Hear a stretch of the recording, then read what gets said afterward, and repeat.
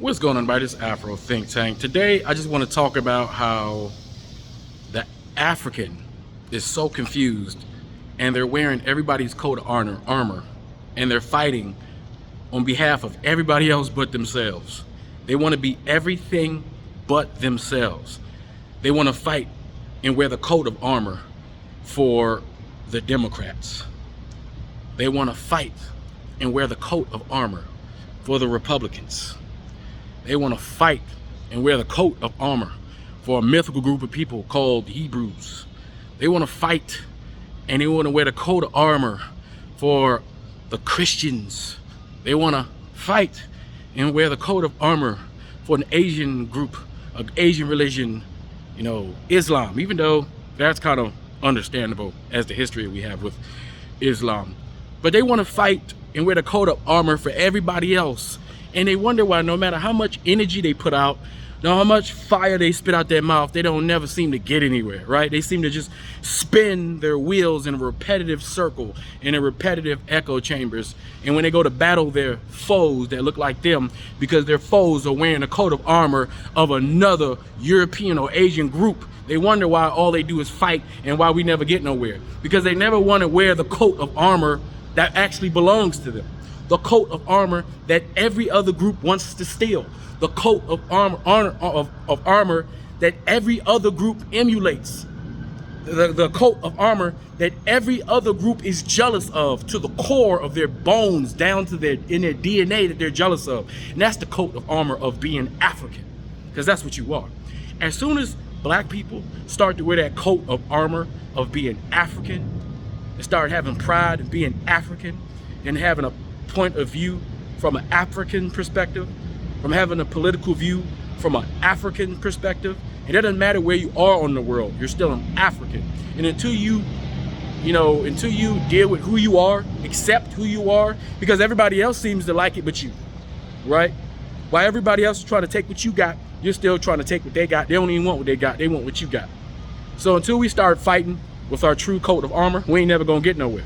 That's why Pan-Africanism is important. That's why being unapologetically African is important.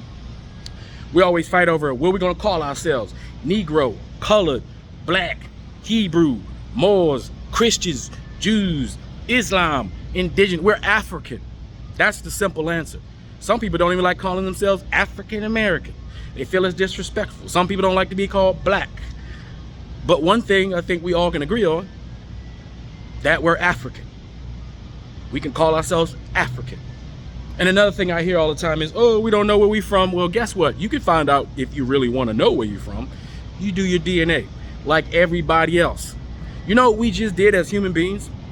Let me tell you how smart we are as human beings, because it seems like when it's convenient for your argument, people like to pretend like human beings are not that smart, right?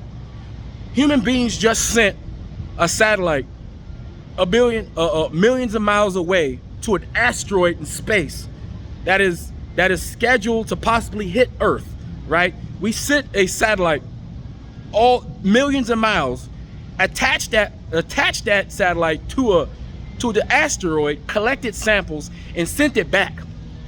And we now that asteroid that's not scheduled to hit us for, I think, 100 some odd years, right? We have a sample of that asteroid on Earth. We went and got that. That's how smart we are. Yeah, that's how smart we are, right? That's human beings, okay? So don't tell me that we're not smart enough to do our DNA and figure out where we're from. It's very easy, all right? We have just as much opportunity to find out where we're from approximately as white people. You think the average European knows exactly what shire they came from in Europe? You think they know what coat of arms they actually came from in Europe?